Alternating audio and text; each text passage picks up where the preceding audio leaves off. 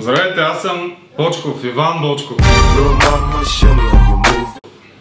Почвам. Имаш ли си прякор? Всички ме наричат по фамилия. Бочков. А защо в офиса ти казват трезъбеца? Имам едни венчики, където са ми така като трезъбеци. Тук това вижда ли се? Не го виждате, не? Защото това аз съм избран, само аз го виждам. Кога започна в Next? През далечната 21 година. Какъв е най-големият ти товар до момента? Дефинирай голям. Какво ме най-интересна това? Ще да кажа интересен стъл. Едни астрономически куполи за Шуменската обсерватория. Чувствах се много полезен за обществото.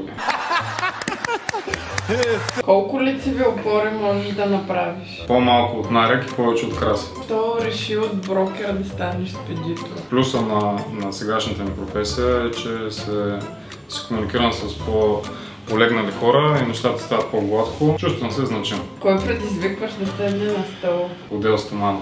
Николета, принцесата Войн. Чуем дали ще го пращам на майка ми.